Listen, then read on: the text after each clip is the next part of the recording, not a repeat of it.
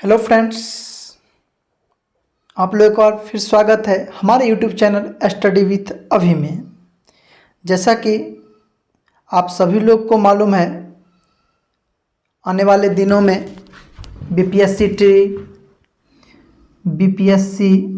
Tree 3 का exam होने वाली है, ट्री 4 होने वाली है, बिहार एसएससी एग्ज़ाम होने वाली है या अदर कॉम्पिटिटिव एग्ज़ाम होने वाली है, जिसके लिए बहुत ही महत्वपूर्ण क्लास 10th का जो बिहार बोर्ड का जो बुक होती है, फर्स्ट चैप्टर हिस्ट्री का जितने भी ऑब्जेक्टिव क्वेश्चन बनते हैं उसको लेकर मैं आया हूँ। और जो बच्चे क्लास 10th में अभी तैयारी कर रहे हैं बिहार बोर्ड से, जिनका 2025 में एग्ज़ाम होने वाला है 10th वाले, उनके लिए भी बहुत ही महत्वपूर्ण है।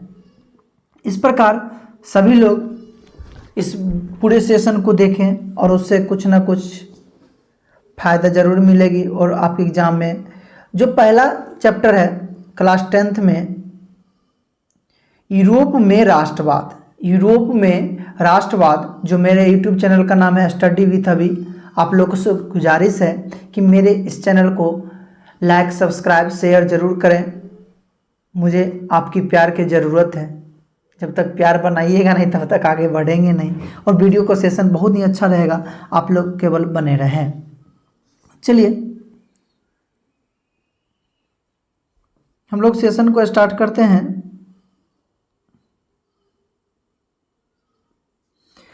यूरोप में राष्ट्रवाद पहला चैप्टर है हिस्ट्री का। उसमें पहला क्वेश्चन इस प्रकार है, इटली तथा जर्मनी वर्तमान में किस महादेश के अंतर्गत आते हैं?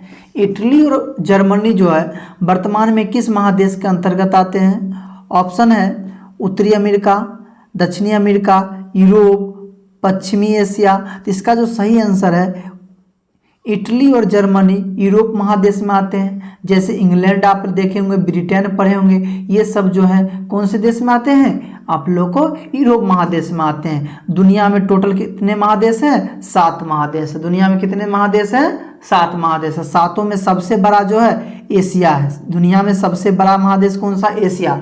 जनसंख्या को लेकर हो चाहे आपको क्षेत्र के हिसाब, दोनों में एशिया बड़ा है। चलिए नेक्स्ट क्वेश्चन हम लोग देखते हैं। 2 नंबर क्वेश्चन हम लोग देखते हैं, फ्रांस में किस शासक वंश ने स्थापना वियना कांग्रेस के द्वारा की गई? तो वियना कांग्रेस कब हुई थी? 1815 ईस्वी में सम्मेलन। वियना सम्मेलन कब हुआ था? 1815 ईस्वी में। जो नेपोलियन था, नेपोलियन को सत्ता खत्म करके जब नेपोलियन की मृत्यु हो गई तो ऑस्ट्रिया के शासक ने 1815 ईस्वी में वियना कांग्रेस बुलाया, फिर से सब जगह राजशाही शासन व्यवस्था लाया। और जो चांसलर था वो था मेटरनिक। कौन था? मेटरनिक। जो वंश आया वो था बुर्बो वंश। मतलब फ्रांस के शासन वंश में, फ्रांस में किस शासन वंश ने पुनः स्थापना वियना कांग्रेस में किया? तो बुर्बो वंश। मेजनी का संबंध किस संगठन से था? मेजनी जो इटली से संबंधित था, मेजनी को इटली का एकीकरण का तलवार कहा जाता है। तो मेजनी का संबंध किस से ना, जो था कार्बोनरी से संबंधित था। मेजनी का संबंध किससे था? कार्बोनरी से था। कार्बोनरी एक क्रांतिकारी संगठन था। कैसा संगठन था? क्रांतिकारी। मेजनी के किसके गुरु थे भारत में? लाला लाजपत राय का नाम आप लोग सुनेंगे। लाला लाजपत राय के गुरु कौन मानते थे? राजनीतिक गुरु किसको मानते थे? मेजनी को मानते थे। 4 नंबर क्वेश्चन हम लोग देखते हैं, इटली एवं जर्मनी के एकीकरण के विरुद्ध निम्न में से कौन था? मतलब इटली और जर्मनी का जो एकीकरण होता, कौन नहीं चाहता था कि इसका एकीकरण हो? तो इसका जो सही आंसर हो जाएगा इंग्लैंड, रूस, ऑस्ट्रिया, पर्सा। मालूम ही है कि ऑस्ट्रिया ही चाहता था किसी का एकीकरण नहीं हो। एकीकरण होगा सब मजबूत हो जाते हैं। चलिए नेक्स्ट क्वेश्चन हम लोग देखते हैं, बस आप लोग वीडियो में बने रहें। काउंट काबूर को विक्टर एमेनुअल ने किस पद पर नियुक्त किया था? काउंट काबूर को विक्टर एमेनुअल ने किस पद पर नियुक्त किया? विक्टर एमेनुअल जो था, काउंट काबूर को किस पद पर नियुक्त? वहाँ का शासक था विक्टर एमेनुअल। कहाँ का? पर्सा का। कहाँ का शासक था? पर्सा का। सेनापति, फ्रांस के राजदूत, प्रधानमंत्री और गृह मंत्री। प्रधानमंत्री के पद पर क्या किया था, नियुक्त किया था। 6 नंबर क्वेश्चन देखते हैं। गैरिबाल्डी पेशे से क्या था? गैरिबाल्डी जो क्या था पेशे से? गैरिबाल्डी पेशे से नाविक था। गैरिबाल्डी पेशे से क्या था, नाविक था। 7 नंबर क्वेश्चन हम लोग देख रहे हैं, जर्मन राइन राज्य का निर्माण किसने किया? जर्मन राइन राज्य का निर्माण किसने किया? जो इसका सही आंसर है वो है नेपोलियन बोनापार्ट। मतलब जर्मनी जो बहुत सारे भागों में विभक्त था, लगभग 39 भागों में विभक्त था, तो उसको 3 भागों में विभक्त करके एकीकरण करके इसी जर्मन राज्य कहा गया। वो इसको कौन किया था? नेपोलियन बोनापार्ट किया था। चलिए हम लोग नेक्स्ट क्वेश्चन पढ़ते हैं, बहुत इंपॉर्टेंट क्वेश्चन है। जालवेरिन कैसी संस्था थी? जालवेरिन कैसी संस्था थी? तो जालवेरिन क्रांतिकारियों की, व्यापारियों की, विद्वानों की, पादरी और सामंतों की। जालवेरिन जो था एक व्यापारियों की क्या थी? संस्था थी। जालवेरिन किसकी संस्था थी? व्यापारियों की संस्था थी। चलिए 9 नंबर क्वेश्चन देखते हैं। रक्त और लौह की नीति का अवलंबन किसने किया था? रक्त और लौह की नीति का अवलंबन, रक्त और लौह मेजनी, बिस्मार्क, हिटलर, विलियम प्रथम। इसका जो सही आंसर होता है बिस्मार्क होता है। और भारत में रक्त और लौह की नीति कौन अपनाए थे? सरदार पटेल अपनाए थे। कौन अपनाए थे? सरदार पटेल। इसीलिए भारत का बिस्मार्क किसे कहा जाता है? सरदार पटेल को कहा जाता है। चलिए नेक्स्ट क्वेश्चन हम लोग देखते हैं। फ्रैंकफर्ट की संधि कब हुई? फ्रैंकफर्ट की संधि जो हुआ था 1864, 66, 70, 71। तो फ्रैंकफर्ट की संधि 1871 हुआ था। इसी संधि के तहत इटली और जर्मनी का एकीकरण हुआ था। इटली और जर्मनी का क्या हुआ था? एकीकरण हुआ था। फ्रैंकफर्ट की संधि के तहत क्या हुआ था? इटली और जर्मनी का एकीकरण हुआ था। और फ्रैंकफर्ट की संधि कब हुई? 1871 ईस्वी में हुई। चलिए नेक्स्ट क्वेश्चन हम लोग देखते हैं। नेपल्स की क्रांति कब हुई? कौन सी क्रांति? नेपल्स की क्रांति कब हुई? नेपल्स की क्रांति जो हुआ था 1820, 21, 1822, 1823। नेपल्स की क्रांति 1821 ईस्वी में हुई थी। चलिए हमने क्या किया है, पूरी तरह से निचोड़ जिसको कहते हैं, जितने भी क्वेश्चन बनेंगे वो सब क्वेश्चन को इसमें रखा। और खास करके बीपीएससी एग्जाम वालों के लिए बहुत ही इंपॉर्टेंट है। सभी लोग देखें, शेयर करें और इसका फायदा उठाएं। चार्टिस्ट आंदोलन कहाँ हुआ था? कौन सा आंदोलन? चार्टिस्ट आंदोलन कहाँ हुआ था? France, Hungary, Austria, England. Chartist आंदोलन ऑस्ट्रिया में हुआ था। चलिए 13 नंबर हम लोग क्वेश्चन देखते हैं। सॉरी, चार्टिस्ट आंदोलन जो हुआ था इंग्लैंड में हुआ था। चार्टिस्ट आंदोलन कहाँ हुआ था? इंग्लैंड में हुआ था। सॉरी, चार्टिस्ट आंदोलन कहाँ हुआ था? इंग्लैंड में हुआ था। चार्टिस्ट आंदोलन कहाँ हुआ था? इंग्लैंड में हुआ था।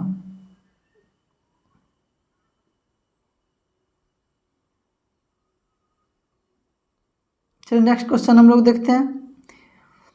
यूनान एक स्वतंत्र राष्ट्र घोषित किया गया था। यूनान एक स्वतंत्र राष्ट्र घोषित किया गया था कब? 1832 ईस्वी में। यूनान को एक स्वतंत्र राष्ट्र कब घोषित किया गया था? 1832। एक बार फिर से आप लोगों से गुजारिश है, हमारे चैनल स्टडी विथ अभी को चैनल को लाइक, सब्सक्राइब और शेयर जरूर करें और वीडियो में लगातार बने रहें, आप लोगों से गुजारिश है। चलिए नेक्स्ट क्वेश्चन देखते हैं। कार्बोनरी संगठन किस वर्ष हुआ? मतलब कार्बोनरी जो संगठन था, अभी तुरंत इससे पहले कार्बोनरी संगठन से संबंधित व्यक्ति कौन था? मेजनी। इस किस वर्ष इसका संगठन हुआ था? कार्बोनरी का संगठन किस वर्ष हुआ था? तो इसका हुआ था 1810 में हुआ था। इसका संगठन कब हुआ था? 1810 में। 15 नंबर क्वेश्चन है, एड्रियानोपोल की संधि कब हुई? एड्रियानोपोल की संधि कब हुई? एड्रियानोपोल की संधि कब हुई? एड्रियानोपोल की संधि 28, 29, 30, 31, तो 1829 में होता है, याद रखिएगा 1929 नहीं 1829। नेक्स्ट क्वेश्चन है, एड्रियानोपोल की संधि किन दो देशों के बीच हुई थी? एड्रियानोपोल की संधि जो हुआ था कौन दो देशों के बीच हुआ था? तो ये जो हुआ था तुर्की और रूस के बीच हुआ था। किसके बीच हुआ था? तुर्की और रूस के बीच। नेक्स्ट है, सेडोन का युद्ध किसके बीच हुआ था? सेडोन का जो 1870 में हुआ था। सेडोन का युद्ध कब हुआ था? 1870 में हुआ था। और सेडोन का जो युद्ध हुआ था फ्रांस और पर्सा के बीच हुआ था। किसके बीच हुआ था? फ्रांस और पर्सा के बीच में हुआ था। किसके बीच हुआ था? फ्रांस और पर्सा के बीच में हुआ था। 19 नंबर, पोलैंड का विद्रोह किसने कुचल दिया? कौन सा विद्रोह? पोलैंड जो विद्रोह किया था उसको किसने कुचल दिया? तो पोलैंड जो विद्रोह किया था उसको रूस ने क्या कर दिया? कुचल दिया। चलिए नेक्स्ट क्वेश्चन हम लोग देखते हैं। 20 नंबर, सन 1870 में फ्रांस और पर्सा के बीच युद्ध कहाँ हुआ था? 1870 में फ्रांस और पर्सा के बीच जो युद्ध हुआ था वह कहाँ हुआ था? फ्रांस और पर्सा के बीच जो युद्ध हुआ था वह सेडोन में हुआ था। वह कहाँ हुआ था? सेडोन में हुआ था। चलिए नेक्स्ट क्वेश्चन देखते हैं। यूरोप वासियों के लिए किस देश का साहित्य ज्ञान विज्ञान प्रेरणा स्रोत रहा है? मतलब प्राचीन समय में यूरोप का कौन सा देश साहित्य में ज्ञान विज्ञान में सबसे आगे था? तो अब बहुत सारे मूवी में देखे होंगे कि प्राचीन काल से देवी देवताओं जड़ी बूटी का जो विकास हुआ वह सबसे ज्यादा पहले कहाँ हुआ था? यूनान में हुआ था। चलिए नेक्स्ट क्वेश्चन है, युवा इटली के संस्थापक कौन थे? तो युवा इटली के भी संस्थापक मेजनी थे। यंग इटली के संस्थापक कौन था? मेजनी ही था। बिस्मार्क निम्न में से क्या था? कवि, संगीतज्ञ, नाटककार, कूटनीतिक। मतलब कूटनीतिक था। कूटनीतिक कहने का मतलब दो देशों के बीच कोई बातों को लेकर कैसे हमारी बात आगे बढ़े, किस तरह से हम युद्ध को जीत लें, इसलिए कूटनीति करता है। मतलब मेरा नुकसान भी ना हो और मेरा काम बन जाए, उसी वही व्यक्ति कूटनीतिक कहलाता है। सॉर्डिनिया पिडमाउंट का शासक कौन था? सॉर्डिनिया और पिडमाउंट का शासक कौन था? तो इसका जो शासक था विक्टर एमेनुअल था। सॉर्डिनिया। 25 नंबर क्वेश्चन है, यूनानी स्वतंत्रता आंदोलन के दौरान कौन ब्रिटिश कवि शहीद हो गए? जब यूनान में स्वतंत्रता आंदोलन चल रहा था उस समय ब्रिटिश के कौन से कवि क्या हो गए थे? शहीद हो गए थे। ब्रिटेन के कौन से कवि क्या हो गए थे? शहीद हो गए थे। उनका नाम था Lord Byron. Lord Byron.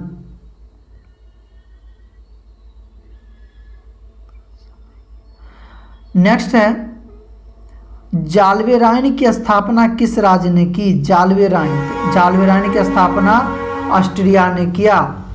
Hungary की भाषा क्या थी? हंगरी की जो भाषा उस समय थी मैंगियार थी। हंगरी की भाषा कौन सी थी? मैंगियार थी। एक बार फिर से आप लोगों को हमारे स्टडी विथ अभी चैनल में स्वागत है। वीडियोस में पूरा बने रहें, इसका लाभ उठावें और अपने एग्जाम में नंबर को इम्प्रूव करें। हमारे यूट्यूब चैनल स्टडी विथ अभी में आप लोग लगातार बने रहें और चैनल को सब्सक्राइब जरूर करें। चलिए नेक्स्ट क्वेश्चन है, यूनान के स्वतंत्रता संग्राम में किसकी पराजय हुई? यूनान की स्वतंत्रता संग्राम में किसकी पराजय हुई?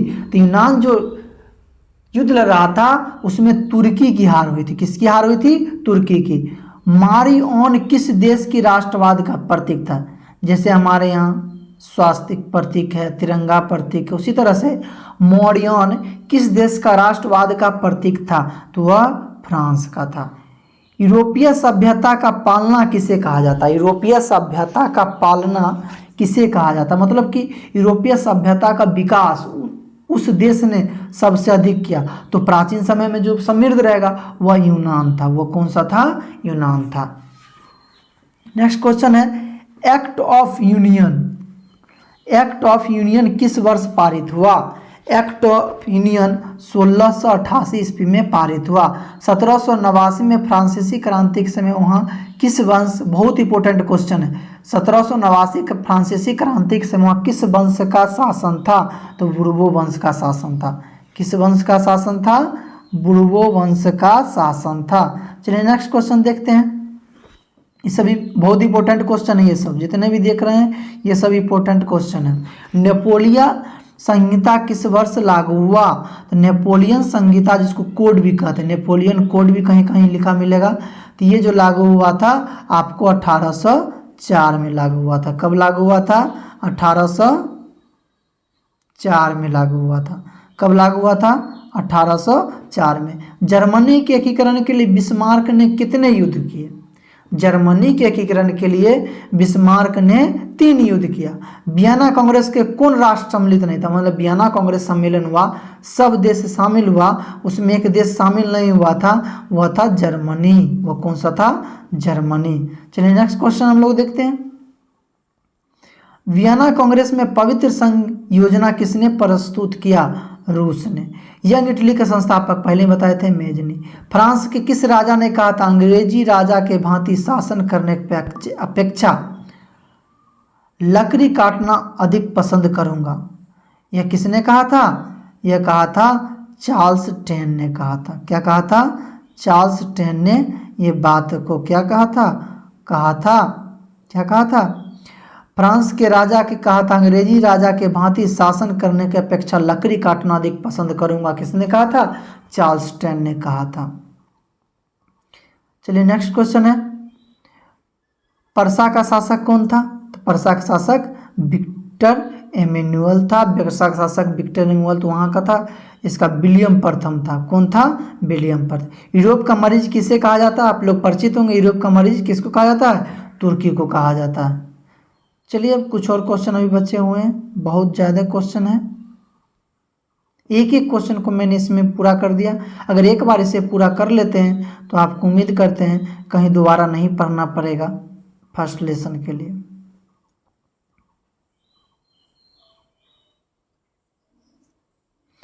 नेपोलियन ने जर्मनी के किस संघ की स्थापना की? नेपोलियन ने जर्मनी में किस संघ की स्थापना की?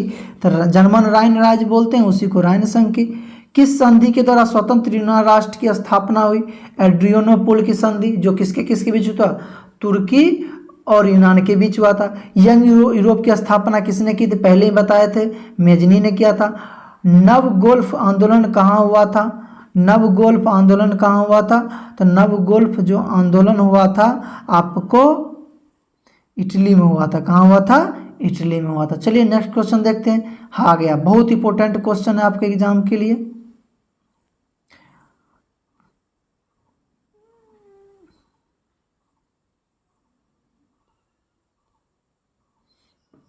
मेटरनिक कौन था? मेटरनिक ऑस्ट्रिया का चांसलर था। इसी ने 1815 में वियना कांग्रेस किया था, क्योंकि ऑस्ट्रिया का राजधानी कहाँ है? वियना है। ऑस्ट्रिया की राजधानी कहाँ है? वियना, इसलिए उसको ऑस्ट्रिया में हुआ था, इसीलिए उसका नाम हो गया वियना कांग्रेस। 1815 में हुआ था। 1830 की क्रांति के बाद फ्रांस ने किस प्रकार का शासन स्थापित हुआ? तो 1830 का जब क्रांति हुआ उसके बाद वहाँ आया था निरंकुश राजतंत्र। लाल कुर्ती नामक, बिल्कुल इंपॉर्टेंट क्वेश्चन है ये 48, लाल कुर्ती नामक संस्था गठन किसने किया था? तो लाल कुर्ती नामक संगठन की स्थापना गैरिबाल्डी ने किया था। एक क्वेश्चन आता है अभी बता देते हैं, लाल कुर्ती सेना, एक आता है लाल, ये हो गया लाल कुर्ती सेना, एक जिसका स्थापना एक ट्राटस्की था, लाल सेना ऐसी कुछ करके नाम था उसका, ट्राटस्की ने किया था। राष्ट्रवाद की अवधारणा का जन्म किस घटना से हुआ?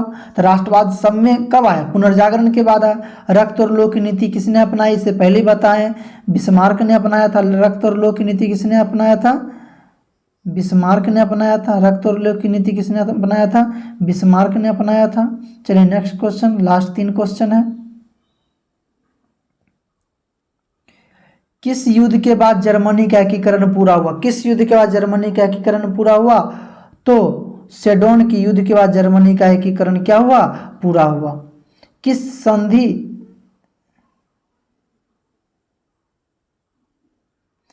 संधि द्वारा जर्मनी का एकीकरण पूरा हुआ?